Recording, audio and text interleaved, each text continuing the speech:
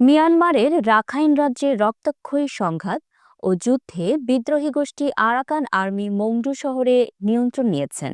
Junta সরকার সেখানে Arakan আর্মির কাছে পরাস্ত হওয়ার পর চাপে পড়ে রোহিঙ্গারা। অনেকের ঘরবাড়ি ও ব্যবসা প্রতিষ্ঠান জ্বালিয়ে দেওয়া হয়েছে। জীবন বাঁচাতে মংডু ছেড়ে অনেক রোহিঙ্গা নানা কৌশলে বাংলাদেশে ঢুকে পড়ছে। অনেকে এপারে এসে রোহিঙ্গা ক্যাম্পে তাদের আত্মীয়স্বজন ও পূর্ব পরিচিতদের বাসায় উঠেছে। আবার রোহিঙ্গাদের মধ্যে যারা মধ্যবিত্ত শ্রেণীর, তারা ক্যাম্পে না উঠে টেকনাফ ও উখিয়ায় বাসা ভাড়া করে বসবাস শুরু করেছে। এই পরিস্থিতিতে যেসব রোহিঙ্গা এসেছে তাদের এখনও বায়োমেট্রিক হয়নি। তাদের নিবন্ধন না করায় সঠিক হিসাব জানা যাচ্ছে না। আগামী মঙ্গলবার রোহিঙ্গা বিষয়ক ন্যাশনাল টাস্ক ফোর্সের বৈঠক হবে। নতুন করে যেসব রোহিঙ্গা প্রবেশ করেছে ওই বৈঠকে তাদের বায়োমেট্রিকের বিষয়ে সিদ্ধান্ত হতে পারে। এরপর নিবন্ধনের বিষয়টি বিবেচনা করা হবে। নিরাপত্তা বিশ্লেষক ও সংশ্লিষ্টরা বলছেন, ১০ লাখের বেশি রোহিঙ্গা নিয়ে আগে থেকেই নানামুখী সংকটে বাংলাদেশ। অনেক দেন দরবারের পরও তাদের মিয়ানমারে ফেরত পাঠানো যাচ্ছে না। জয়েন্ট রেসপন্স প্ল্যান জেআরপির আওতায় আন্তর্জাতিক সম্প্রদায় কক্সবাজারে আশ্রয় নেওয়া রোহিঙ্গা ও স্থানীয় জনগোষ্ঠীর জন্য আর্থিক সহায়তা দিচ্ছে। তবে প্রতি বছরই প্রতিশ্রুত সহায়তার চেয়ে বরাদ্দ কম আসছে। এমন বাস্তবতায় নতুনভাবে রোহিঙ্গা প্রবেশ বাংলাদেশের জন্য নতুন চাপ সৃষ্টি করছে।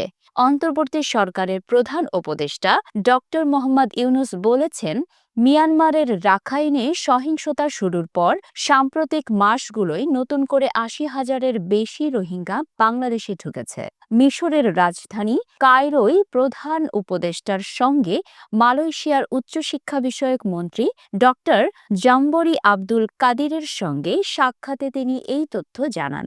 শরণার্থী ত্রাণ ও প্রত্যাবাসন কমিশনার মিজানুর রহমান গণমাধ্যমকে বলেন, আরাকান আর্মি মংডু কেন্দ্রিক আক্রমণ জোরদার করার পর থেকেই বাংলাদেশের রোহিঙ্গা প্রবেশ কিছুটা বেড়েছে। মিয়ানমারের সংঘাত ঘিরে ২০২৩ সালের নভেম্বর থেকেই রোহিঙ্গারা বাংলাদেশে ঢুকছে।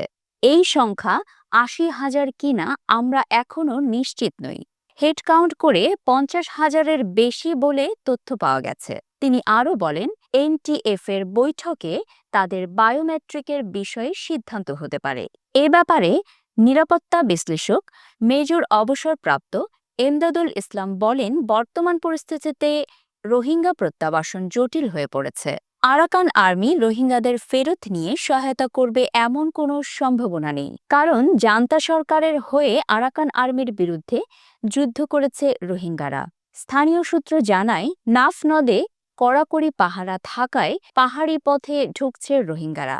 রাখাইনে মংডু শহর বিদ্রোহী গোষ্ঠী আরাকান আর্মির দখলের পরও কক্সবাজার ও বান্দরবান জেলায় সীমান্তে থেমে নেই গোলার বিকট শব্দ। বন্ধ হচ্ছে না বাংলাদেশমুখী রোহিঙ্গা স্রোত। বান্দরবান জেলার পাহাড়ি অঞ্চল দিয়ে এবার রোহিঙ্গার পাশাপাশি মিয়ানমারের ক্ষুদ্র নৃগোষ্ঠীর লোকজনও ঢুকেছে। ১৮ নভেম্বর বান্দরবনের ঘুমধুম ২২ ফাঁড়ি সীমান্ত দিয়ে তঞ্চঙ্গা ও বড়ুয়া সম্প্রদায়ের অর্ধশতাধিক মিয়ানমারের নাগরিক অনুপ্রবেশ করে।